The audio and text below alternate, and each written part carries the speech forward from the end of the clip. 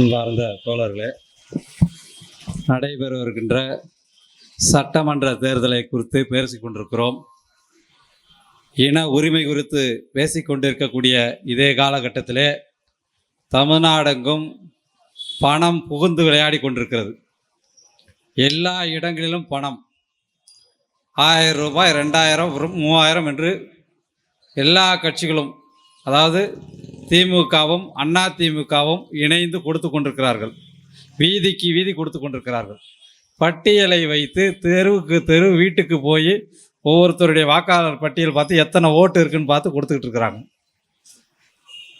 இப்போ ஏதோ புதுசாக ஒரு கட்சி ஆரம்பிக்கிறோன்னு சொன்ன விஜய் கட்சிக்காரங்க புதுச்சேரியில் காசு கொடுத்தாங்க. புதுச்சேரியில் இங்கேயும் கொடுக்குறாங்க. புதுச்சேரியில் சாய் சரவணகுமார்னு ஒருத்தர் பாஜகவினுடைய இந்த ரேஷன் துறை அமைச்சராக இருந்தவர். அவருடைய காலத்தில் தான் நிர்மலா சீதாராமன் அவருடைய உத்தரவை ஏற்றுக்கொண்டு புதுச்சேரியில் இருக்கக்கூடிய எல்லா ரேஷன் கடைகளையும் மூடினார். மூடிவிட்டு ரேஷன் கடை ஊழியர்களுக்கு சம்பளம் போட மறுத்து 3 ஆண்டுகள் சம்பளம் போட மறுத்து விட்டார். அதன் பிறகு கடுமையான மக்கள் போராட்டங்கள் நடந்த பிறகுதான் ஒரு வழியாக ஒரு 2-3 ரேஷன் கடையை மூடிட்டு ஒரே கடையில் 3 கடையை நடத்தக்கூடிய அவலம் புதுச்சேரியில் இப்போ நடந்து கொண்டிருக்கிறது. அந்த சாய் சரவணகுமார் பிஜேபியில் இருந்தவர். அங்கே புதுச்சேரியில் ஆர்எஸ்எஸ் பேரணி நடத்திய போது அரை ட்ரௌசர் போட்டுக்கொண்டு பேரணியிலே முன்னால் சென்றவர். அந்த நபர் இன்றைக்கு விசில் கட்சியில் போட்டியிடுறார். டிவிகே கட்சியில் போட்டியிடக்கூடிய அவர் 3000 ரூபா கொடுக்குறார் புதுச்சேரியில். இப்போ இது போல திமுக, அதிமுக, புதிய கட்சி உட்பட எல்லோரும் அந்த வாக்காளர்களுக்கு தாங்கள் கொள்ளையடித்த பணத்திலே ஒரு பகுதியை கொடுத்து கொண்டிருக்கக்கூடிய இதே காலகட்டத்திலே தமிழ்நாடு முழுக்க ஒரு கட்சி வேட்பாளருக்கு மக்கள் நாங்கள் இதோ பணம் தருகிறோம், செலவுக்கு வைத்துக்கொள் என்று கையிலே திணிக்கிறார்கள் என்றால் நாம் தமிழர் கட்சியினுடைய வேட்பாளருக்கு மட்டும்தான். மக்கள் பணம் தருகிறார்கள், இந்தாங்க செலவுக்கு வச்சுக்கோங்க, சாப்பாட்டுக்கு வச்சுக்கோங்க, இந்த மைக் செட்டு வச்சிருக்கீங்களா இதுக்கு வச்சுக்கோங்க என்று மக்கள் தங்களுக்காக யார் வந்திருக்கிறார், யார் களமாடுகிறார், யார் போராடுகிறார் என்று பார்த்து பணம் கொடுக்கிறார்கள். இந்த மாற்றம் என்பது தலைகீழ் மாற்றம். அரசியல் கட்சிகளை பார்த்து அருவருத்து ஒதுக்கக்கூடிய இதே காலகட்டத்திலே ஒரு கட்சியை மக்கள் வரவேற்று வீடுகளுக்கு வீதிகளுக்கு அழைத்து செல்கிறார் என்றால் நாம் தமிழர் வேட்பாளர்கள் மட்டும்தான் அப்படியான ஒரு வரவேற்பு. மற்ற கட்சிக்காரெல்லாம் மேலே இருந்து டாட்டா காட்டிட்டு போகிறான். ஆனால் நாம் தமிழர் வேட்பாளர்கள் மட்டும்தான் வீட்டுக்கு சென்று எங்களுடைய கொள்கை இதுதான், இந்த கொள்கைகளுக்கு வாக்கு போடுங்கள் என்று உரிமையோடு பேசுகிறார்கள். மக்கள் அவரோடு உரிமையோடு கலந்துரையாடல் செய்கிறார்கள். வாக்கு சதவீதம் இந்த விஷயம் அதெல்லாம் விட்டுருங்க, தேர்தல் வெற்றி தோல்வி எல்லாத்தையும் விட்டுருங்க. மக்களோடு இது போல உரையாடக்கூடிய அரசியல் கட்சி இந்தியாவிலே எங்கும் கிடையாது. மேடை மைக்கு போட்டுட்டு ரோட்டில் நின்றுக்கிட்டு டாட்டா காட்டிட்டு போகிறவன் தான் இருக்கிறான். இந்த டாட்டா காட்டிட்டு ரோட் ஷோ போகிறாங்க பார்த்தீங்களா, யார் அதை கண்டுபிடிச்சது? நரேந்திர மோடி அவருடைய ஆட்சி காலத்தில் எந்த ஒரு வாக்குறுதியும் நிறைவேற்ற முடியாததுனால அடுத்த தேர்தலில் போச்சு. இதை செஞ்சேன் அதை செஞ்சேன்னு ஒன்றும் சொல்ல முடியல. அப்போ அவர் கண்டுபிடிச்சது தான் அந்த ரோட் ஷோ. ரோட் ஷோனா எதுவும் மைக் இருக்காது, ஒன்றும் கிடையாது. இப்படி டாட்டா காட்டிக்கிட்டே போயிட்டு இருப்பாங்க. ஏன்னா அவங்களாம் செஞ்சு முடித்த மாதிரியான ஒரு கணக்கு. ஆனால் எதையுமே செய்யலை, வாக்குறுதிகளை நிறைவேற்றவில்லை. அவர் தான் ப்ரெஸ் மீட்டு கூட வைப்பதற்கு பயந்து கொண்டிருக்கிறார். அப்படிப்பட்ட நபர் கண்டுபிடிச்சது தான் இந்த ரோட் ஷோ. ஆனால் இன்றைக்கி எல்லா கட்சிக்காரனும் ரோட் ஷோன்னு போயிட்டுருக்குறோம். என்ன பண்ணுறாங்க? வெறும் டாட்டா காட்டுறது. அது என்ன சொல்கிறாங்கன்னா, தேர்தலில் நாங்கள் ஜெயித்து வந்தாலும் கூட உங்களுக்கு டாட்டா காட்டிட்டு போயிட்டு இருப்போன்றதை தான் சொல்கிறாங்க. அதை நம்ம புரிஞ்சிக்காமல் நம்ம ஆளுங்க டாட்டா காட்டிக்கிட்டு இருக்கிறாங்க. ஆனால் ஒரு கட்சி நாங்கள் இதை செய்வோம், இலவசமாக கல்வி, மருத்துவம், ஒவ்வொருவருக்கும் வேலை என்று உறுதி செய்வோம் என்று கொள்கைகளையும் வாக்குறுதிகளையும் பேசுகிறது என்றால் அது நாம் தமிழர் கட்சி தான். அப்படி பேசி களத்திலே சந்தித்து கொண்டிருக்கிறார்கள். நான் புதுச்சேரியில் பல இடங்களில் பிரச்சாரம் செய்தேன், அதுபோல் ஈரோட்டிலே பிரச்சாரம் செய்தேன், அதுபோல் சென்னையில் அண்ணன் கலைஞர் அவரோட பரப்புரைக்கு போனேன்.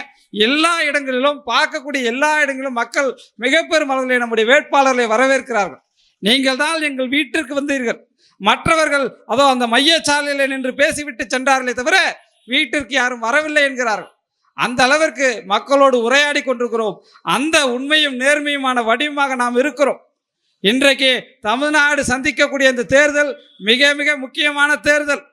ஏன் முக்கியமான தேர்தல் என்று சொன்னால், 2031ஆம் ஆண்டு இதே போன்ற ஒரு சட்டமன்ற தேர்தலை இந்த தமிழ்நாடு, இந்த தமிழினம் இதே வடிவத்தில் சிந்திக்குமா என்று யோசித்து பாருங்கள்.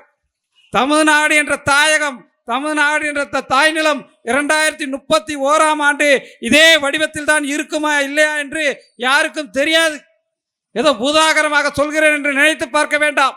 2019 நம்முடைய கண்முன்னே இருந்த ஒரு மாநிலம் காஷ்மீர். அந்த காஷ்மீர்களுடைய தாயகம் 2019 வரை நம் கண் முன்னால் இருந்துச்சு. இன்றைக்கு அது 3ஆக உடைக்கப்பட்டிருக்கிறது. காஷ்மீரி மொழி பேசக்கூடிய மக்களுடைய தாயகம்.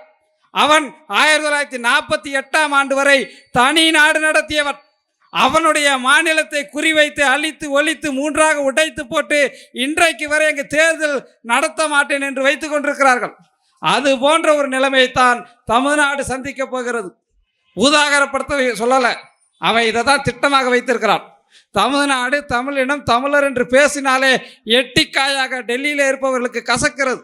எனவேதான் பாஜக அரசு எப்படியாவது இந்த தமிழ்நாட்டை, தமிழ் இனத்தை சிதைக்க வேண்டும் என்று திட்டமிட்டு பல்வேறு வேலைகளை செய்து கொண்டிருக்கிறார்கள். ஏன் இவ்வளவு வெடித்தனம் தமிழ்நாட்டின் மேல, தமிழ் இனத்தின் மீது ஏன் இவ்வளவு வெறித்தனம்? ஏனென்றால் அந்த இந்திக்காரர்கள், பாஜக காரர்கள், காங்கிரசுக்காரர்கள் இன்றைக்கு இருக்கக்கூடிய அந்த ஆரிய வர்த்தம் இருக்கிறதே, அந்த வடநாட்டு பகுதி, அந்த வடநாட்டிலிருந்து வந்தவர்களை 1000-2000 ஆண்டுகளுக்கு முன்பு விரட்டி விரட்டி அடித்த நம்முடைய முன்னோனின் பெயர் ஆரிய படை கடந்த பாண்டிய நெடுஞ்செழியன். ஆரிய மன்னர்கள் கனகன் விசையின் தலையிலே அவனை வென்று கல் கொணர்ந்து வந்து தமிழ்நாட்டிலே கண்ணகிக்கு கோயில் எடுத்தவன் சேரன் செங்குட்டுவன். ஆரியர்கள் தங்களுடைய மனு தர்மத்திலே கடலை தாண்டக்கூடாது என்று விதி வைத்திருக்கும் போது நாங்கள் தாண்டுவோண்டா என்று 18 நாடுகளை பிடித்தவன் ராஜராஜ சோழன், ராஜேந்திர சோழன். இப்படி எங்களுடைய சேர சோழ பாண்டிய மன்னர்கள் ஆரியர்களுடைய தர்மத்துக்கு எதிராக, வர்ணாசிரமத்துக்கு எதிராக அவர்களுடைய படையெடுப்புகளை எல்லாம் முறியடித்து விட்டு 2000 ஆண்டுகளாக இந்த மண்ணிலே கோலோச்சியவர்கள். அதுதான் அவர்களுக்கு கசக்கிறது. அப்படியான ஒரு தமிழினம், ஒரு மிகப்பெரிய இனமாக இங்கே வாழ்ந்து கொண்டிருக்கிறார்கள். இவர்களை ஒழிக்க வேண்டும். அதற்கு அவர்கள் கண்டுபிடித்தது தான் அந்த ஆரியம்தான் இன்றைக்கு இந்திய தேசியம் என்று நம் முன்னே இருக்கிறது. அந்த இந்திய தேசியத்தினுடைய இன்னொரு வடிவமாகத்தான் திராவிடம் என்பது இங்கே தமிழ்நாட்டிலே 70 ஆண்டு காலமாக கோலோச்சு கொண்டிருக்கிறது. இந்த ஆரிய திராவிடத்தினுடைய அந்த 4 பெரும் கட்சிகள், திமுக, அதிமுக, காங்கிரஸ், பாஜக, இவர்கள்தான் 75 ஆண்டு காலமாக இந்த தமிழ்நாட்டை வெவ்வேறு காலகட்டங்களை ஆட்சி செய்தவர்கள். அவர்கள் இந்த 75 ஆண்டு காலமாக நமக்கு கொடுத்த பிரச்சனைகளைத்தான் நாங்கள் திரும்ப தீர்க்க வருகிறோம் என்று இதே காலகட்டத்தில் வாக்குறுதி கொடுக்கிறார்கள். நாங்கள் தீர்த்துருவோம் அப்படின்னு. பிரச்சனைகளை யார் கொடுத்தார்களோ அவர்களே நாங்கள் அதை சரி செய்வோம் என்று கேட்டுக்கொண்டிருக்கிறார்கள். ஒருத்தன் முதல்ல ஏமாந்தான் அப்படின்னா, ஏதோ தெரியாமல் ஏமாந்துட்டான், சரி மன்னிச்சு விட்டுறலாம். 2வது முறை ஏமாந்துட்டானா, சரி கவனக்குறைவாக இருந்துட்டான் போல இருக்குன்னு விட்டுறலாம். ஆனால் 75 காலமாக திரும்ப திரும்ப திரும்ப திரும்ப ஆரிய கட்சிகளிடமும் திராவிட கட்சிகளிடமும் நாம் ஏமாந்து கொண்டிருக்கிறோம். ஆனால் 2026 அப்படிப்பட்ட காலம் கிடையாது. நாம் திருப்பி அடிக்கக்கூடிய சூழ்நிலை வந்திருக்கிறது. வாக்குச்சீட்டால் திருப்பி அடிப்பதற்கான கணக்கு தீர்ப்பதற்கான ஒரு காலம் கணிந்திருக்கிறது. இந்த 75 ஆண்டு காலம் எவ்வளவு இன்னல்களை நாம் சந்தித்திருக்கிறோம் யோசிச்சு பாருங்க. 1950 இந்திய அரசமைப்பு சட்டம் என்று கொண்டு வரும்போது நம்முடைய அனைத்து உரிமைகளையும் டெல்லிக்காரர்கள் எடுத்துக்கொண்டார்கள்.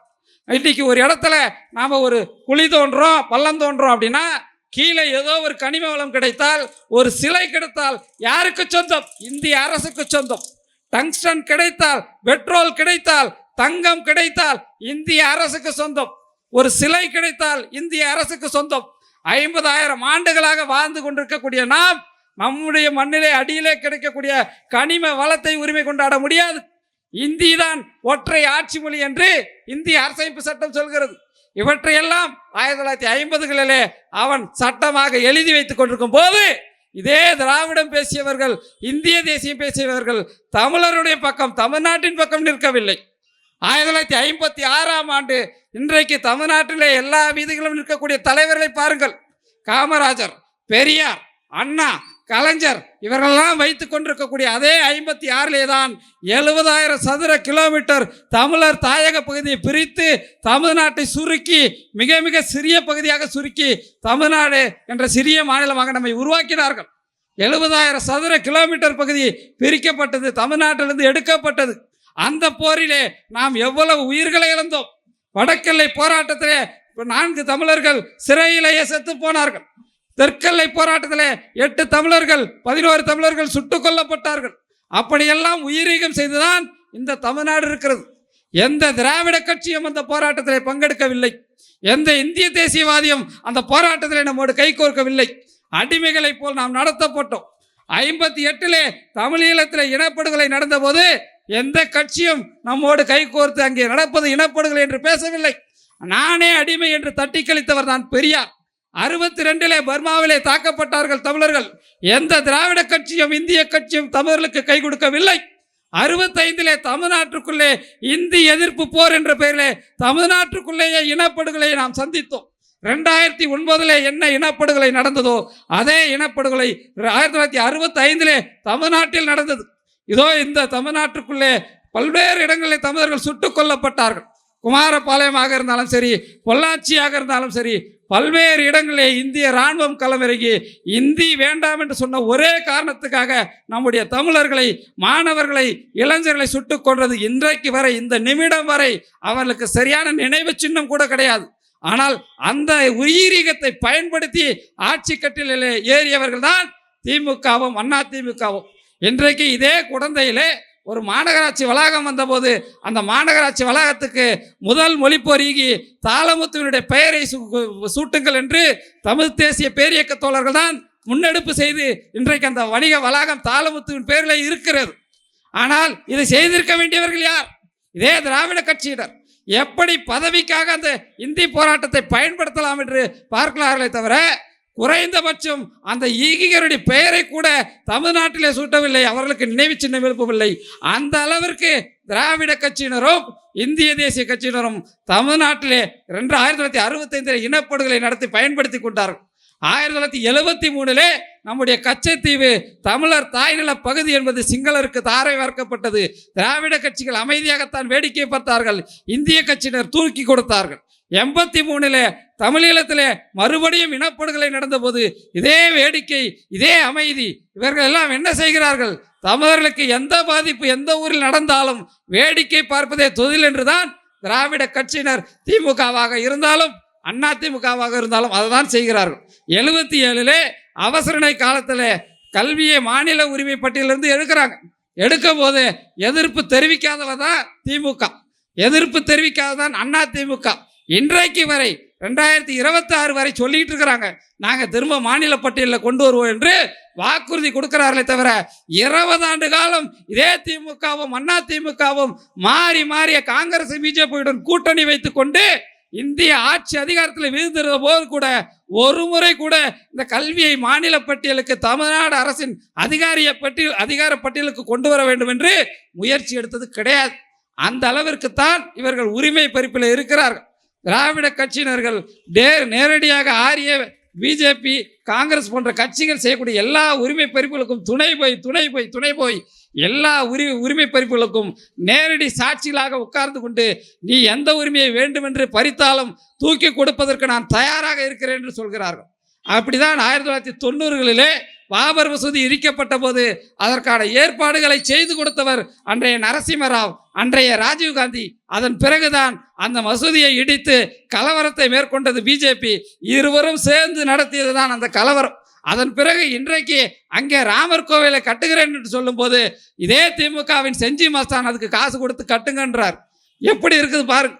இப்படி தொடர்ந்து எல்லா உரிமை பறிப்புகளிலும் இந்த 4 கட்சிகளும் ஒரே குரலிலே தமிழினத்தை ஒடுக்குவோம் என்று நின்று கொண்டிருக்கிறார்கள். அதனால்தான் ஐயா மணியரசன் அவர்கள் சில நாட்களுக்கு முன்பு ஒரு பேட்டியிலே சொன்னார், இங்கே நடப்பது 4 முனை போட்டி கிடையாது. ஆரிய திராவிட கட்சிகள் ஒரு பக்கம், தமிழ் தேசிய கட்சியான நாம் தமிழர் கட்சி ஒரு பக்கம், இருமுனை போட்டி தான் நிலவி கொண்டிருக்கிறது என்று சொன்னார். எனவே இந்த ஆரிய திராவிட கட்சிகளை ஒழிப்பதற்கான ஒரு காலம் இன்றைக்கு 2026 வாய்த்து இருக்கிறது. இந்த இவர்களுக்குள்ள என்ன வேறுபாடுன்னு யோசிச்சு பாருங்க. திமுகவுக்கும் அண்ணா திமுகவுக்கும் காங்கிரஸுக்கும் பிஜேபிக்கும் ஏதாவது ஒரு வேறுபாடு இருக்கிறதா? எல்லா கொள்கையும் இவர்களுக்குள்ள எல்லாம் ஒத்து போகுது. உலகமய பொருளாதார கொள்கையை கொண்டு வந்தது காங்கிரஸ், தீவிரமாக செயல்படுத்தி கொண்டிருப்பது பாஜக. இவர் எடப்பாடி ஆட்சிக்கு வந்தா உடனே வெளிநாட்டுக்கு போயிட்டு கண்ட முதலாளியை கொண்டு வந்து தமிழ்நாட்டு மண்ணை கனிம வளங்களை தாரே வார்க்கிறார். இங்கே ஸ்டாலின் ஒரு நாள் இந்த பக்கம் துபாய்க்கு போயிட்டு அவர் பல முதலாளிகளை கொண்டு வரார். தமிழ்நாடு கிட்டத்தட்ட திறந்த வீடாக கிடக்கிறது. இப்படி வடவர்களுக்கும் பன்னாட்டு நிறுவனங்களுக்கும் தமிழ்நாட்டு மண்ணை தாரை பார்க்கக்கூடிய வேலையைத்தான் இந்த 4 கட்சிகளும் செய்து கொண்டிருக்கின்றன. இந்த மண்ணின் மக்களை பாதுகாப்பதற்கு போராடக்கூடிய ஒரே அரசியல் கட்சியாக நாம் தமிழர் கட்சி தான் களத்திலே நிற்கிறது. பரந்தூர் விமான நிலையத்தை திட்டத்தை தீவிரமாக திணித்து விவசாயிகளை ஒடுக்கியது யார்? திமுக. அதுபோல நம்முடைய கதிராமங்கலம் போராட்டத்தை, நம்முடைய நெடுவாசல் போராட்டத்தை, காவிரி டெல்டாவிலே ONGCயை எதிர்க்கக்கூடிய போராட்டத்தை கடுமையாக ஒடுக்கியது அதிமுக. இருவருக்கும் எந்த வேறுபாடும் கிடையாது. நேரடியாக விவசாயிகளை ஒழிப்பதற்கான அனைத்து வேலை திட்டத்தையும் இவர்கள் செய்து கொண்டிருக்கிறார்கள். பசுமை புரட்சி என்ற பெயரிலே 1960களில் 70களில் கொண்டு வந்தது என்ன செஞ்சாங்க? தமிழ்நாட்டு மரபு நெல் எல்லோவற்றையும் அழித்து விட்டார்கள். இன்றைக்கு நெல் ஜெயராமன் அவர்களை பற்றி பேசுகிறோம் என்றால் 70களிலே 60களிலே இந்திய அரசு அந்த பசுமை புரட்சியின் வழியாக தமிழ்நாடு முழுக்க அளித்த அந்த நெல் ரகங்களைத்தான் அவர் மீட்டு கொண்டு வந்தார். அதுபோல வெண்மை புரட்சி என்ற பெயரில் நாட்டு மாடுகளை எல்லாம் அழித்தார்கள். நீல புரட்சி என்ற பெயரில் கட்டுமரங்களை எல்லாம் அழித்து மீனவர்களை டீசல் என்ஜினுக்கு பழக்கப்படுத்தி அவர்களை கடனாளி ஆக்கினார்கள். உழவர்களை உரத்துக்கு பழக்கப்படுத்தி அவர்களை கடனாளி ஆக்கினார்கள். இப்படி திட்டமிட்ட வகையிலே இந்திய அரசு மேற்கொண்டு இருக்கக்கூடிய அனைத்து திட்டங்களையும் தமிழ்நாட்டிலே செயல்படுத்தி இதே திமுகவும் அதிமுகவும் தான் இந்த தமிழ்நாட்டை இந்தியாவினுடைய இந்திய ஏகாதிபத்தியத்தினுடைய காலனியாக மாற்றி இருக்கிறது. இன்றைக்கு ஈரானுடைய போரை பற்றிலாம் நம்ம பேசுகிறோம், பார்க்குறோம். ஈரான் என்ற ஒரு நாட்டின் மீது எங்கிருந்தோ இருக்கக்கூடிய அமெரிக்கா ஒரு வள சுரண்டலுக்காக இன ஆதிக்க போரை நடத்தும் போது நாம் எல்லாம் கொதித்து போகிறோம். எப்படாம ஏதோ ஒரு நாட்டுக்காரன் இன்னொரு நாடு ஈரான் என்ற நாட்டின் மீது போர் தொடுக்கிறானே, இன்னொரு நாடு வெனிசுலாவினுடைய அதிபரை வீடு புகுந்து கைது பண்றானே, அநியாயமாக இருக்கிறது என்று கொதித்து போகிறோம். அதே கொதிநிலை தான் தமிழ்நாட்டின் மீது இந்திய அரசு தொடுக்கக்கூடிய ஒவ்வொரு திட்டங்களையும் பார்க்கும்போது நமக்கு வர வேண்டும். ஏனென்றால் எப்படி ஈரானுக்கும் அமெரிக்காவுக்கும் சம்பந்தம் இல்லையோ அதுபோல தான் டில்லிக்கும் தமிழ்நாட்டுக்கும் சம்பந்தம் கிடையாது. நாம் ஒரு தமிழ்நாடு என்பது ஒரு தேசிய இனத்தினுடைய தாயகம். இந்த தாயகத்திற்குள்ள எல்லா அழிவு திட்டங்களையும் கொண்டு வந்து வைக்கிறான். கூடங்குளம் அணு உலையை கொண்டு வைக்கிறான். ஏன் எல்லா மாநிலங்களும் வெறுத்து தக்கட்டு திட்டமாக வைத்துக்கொண்டு எங்களுக்கு பாதிப்பு வரும் என்று அந்த அணு உலையை கொண்டு வந்து தமிழ்நாட்டில் வைக்கிறான். கல்பாக்கத்தில் இருக்கக்கூடிய அந்த ஈணுலை உலகத்தில் எந்த மூலையிலும் பயன்படுத்தி சோதிக்கப்படாத ஒரு தொழில்நுட்பத்தை கொண்டது. ஏனென்றால் தமிழ்நாட்டில் இருக்கக்கூடிய மக்கள் இளிச்சவாயர்கள் என்று கொண்டு வந்து வைக்கிறான். அதே கல்பாக்கத்தில் தான் இந்தியாவில் இருக்கக்கூடிய எல்லா அணுக்கழிவு நிலையங்கள், அணு மின்சார நிலையங்கள் இருக்கக்கூடிய அந்த அணுக்கழிவு இருக்கு பாருங்க, அதை கொண்டு வந்து சோதனை செய்யறாங்க. இப்படி அழிவு திட்டங்கள் அனைத்தையும் தமிழ்நாட்டின் மீது இந்திய அரசு, அது காங்கிரஸாக இருந்தாலும் சரி பாஜக இருந்தாலும் சரி திணித்து கொண்டே இருக்கிறார்கள். அந்த திட்டங்களை எல்லாம் தாருங்கள் என்று வாங்கி தமிழ்நாட்டை, தமிழ் மண்ணை, தமிழர் தாயகத்தை அழிக்கக்கூடிய வேலையைத்தான் திமுகவும் அதிமுகவும் செய்து கொண்டிருக்கிறது. எனவே இந்த 4 கட்சிகளையும் விரட்டி அடிப்பதற்கான ஒரு புதிய காலம் பிறந்திருக்கிறது, தமிழ் தேசிய எழுச்சி காலம். அதிலே தான் நாம் தமிழர் கட்சி மக்களுடைய பேராதரவை பெற்றிருக்கிறது. பல்வேறு இடங்களிலே நாம் முன்வைக்கக்கூடிய அந்த கொள்கை பேசுபொருளாகி இருக்கிறது. அதனால்தான் ஒரு மிகப்பெரிய 2017 ஜல்லிக்கட்டு ஏறுதழுவல் போராட்டம் இந்த இளைஞர்களுடைய, தமிழ்நாட்டு இளைஞர்களுடைய பேராதரவு பெற்றிருந்து சொன்னால் அந்த தமிழர் மறுமலர்ச்சி சிந்தனைகள் தமிழ்நாட்டிலே வந்திருக்கிறது. அதன் பிறகு 2018 IPL போராட்டமாக இருந்தாலும் சரி, காவிரி உரிமையை மீட்பதற்கான போராட்டமாக இருந்தாலும் சரி, எல்லா போராட்டத்திலும் போராட்ட இயக்கங்களோடு நாம் தமிழர் கட்சி களத்திலே நின்றிருக்கிறது. தமிழ் தேசிய பேரியக்கம் காவிரி உரிமைப்பு குழு போராட்டமாக இருந்தாலும் சரி, தெய்வத்தமிழ் பேரவை போராட்டமாக இருந்தாலும் சரி, எங்களோடு களத்திலே நிற்பவர்கள் நாம் தமிழர் கட்சியினர். இப்படி போராட்ட இயக்கங்கள் தான் தமிழ்நாட்டு வரலாற்றிலே மிகப்பெரிய மாற்றங்களை ஏற்படுத்தி வந்தவர்கள். காவிரி டெல்டா பகுதியை பாதுகாக்கப்பட்ட வேளாண் மண்டலமாக எடப்பாடி அரசு அறிவித்தது என்று சொன்னால் தானாக அறிவிக்கவில்லை. நம்மாழ்வார் அவர்கள் முன்னெடுத்த போராட்டம், ஐயா மணியரசன் அவர்கள் காவிரி படுகை முழுக்க முன்னெடுத்த போராட்டம், உள்ளவர்களுடைய தன்னெழுச்சி போராட்டம் அறிவிக்க வைத்தது. ஸ்டெர்லைட் அந்த ஆலையை மூடினார்கள் என்றால் அந்த மக்களுடைய தன்னெழுச்சி போராட்டம் மூட வைத்தது. இதுபோல பல்வேறு உரிமை போராட்டங்களை மக்கள் நடத்தி கொண்டிருக்கிறார்கள். ஒரு மாற்று சூழ்நிலை வந்திருக்கிறது. நேரடியாக மக்கள் களம் கொண்டு கொண்டிருக்கிறார்கள். இந்த நேரத்திலே நாம் தமிழர் கட்சி சட்டமன்றத்துக்கு செல்வது தமிழ்நாட்டிலே ஒரு மிகப்பெரிய மாற்றத்தை ஏற்படுத்த போகிறது. அந்த மாற்றத்திற்கு அனைவரும் சேர்ந்து உழைக்க வேண்டும். நாம் தமிழர் கட்சிக்கு விவசாய சின்னத்திலே வாக்களித்து அந்த வெற்றியை உறுதி செய்ய வேண்டும். இந்த வெற்றி என்பது ஏதோ நாம் தமிழர் கட்சிக்கு கிடைத்த வெற்றி கிடையாது. மக்கள் 75 ஆண்டு காலமாக இந்த ஆரிய திராவிட கட்சிகளுடைய அநியாயங்களுக்கு எதிராக நீதி கிடைத்து பெறப்போக்கூடிய வெற்றி. எனவே இந்த வெற்றிக்கு அனைவரும் தயாராக வேண்டும். ஏப்ரல் 23ஆம் தேதி இவற்றை எல்லாம் ஞாபகம் வைத்துக் கொண்டு இந்த இனம், இந்த தமிழ் இனம் தமிழ்நாட்டிலே தமிழர் தாயகத்திலே நிம்மதியாக வாழ வேண்டும் என்று சொன்னால் இந்த ஆரிய திராவிட கட்சிகளை ஒழிக்க வேண்டும். வீட்டிற்கு எவனெல்லாம் பணம் எடுத்து கொண்டு வருகிறானோ அவனையெல்லாம் ஒழிக்க வேண்டும். கையிலே நாம் கிடைத்ததை கொண்டு அடிக்க முடியாது. கையிலே இருக்கிற இந்த ஓட்டுரிமையை வைத்து அவர்களை அடிக்க முடியும். மனம் இருந்தால் மார்க்கம் உண்டு. கண்டிப்பாக ஒரு மாற்றத்தை ஏற்படுத்துவோம் என்று சொல்லி இந்த வாய்ப்புக்கு நன்றி கூறி முடிக்கிறேன். நன்றி, வணக்கம். இவ்வாறான பல செய்திகளை, பல சிக்கல்களுக்கு விடை கிடைக்கக்கூடிய செய்திகளை தமிழர் கண்ணோட்டம் வலையொலியில் வெளிப்படுத்தி வருகிறோம். இது தற்சார்பாக செயல்படுவதற்கு நிதி தேவைப்படுகிறது. இந்த நிதியை நம்முடைய மக்களாகிய நீங்கள் தான், இளையோரும் பெரியோரும் நண்பர்களும் தோழர்களும் சான்றோரும் நீங்கள் உங்களால் இயன்ற அளவு என்ன இயலுமோ அந்த நிதியை வழங்குமாறு அன்போடும் உரிமையோடும் கேட்டுக்கொள்கிறேன். உங்களுக்கு நன்றி உணர்வோடும் பொறுப்புணர்வோடும் தமிழர் கண்ணோட்டம் செயல்படும் என்பதை உறுதி தெரிவித்துக் கொள்கிறேன். நன்றி, வணக்கம்.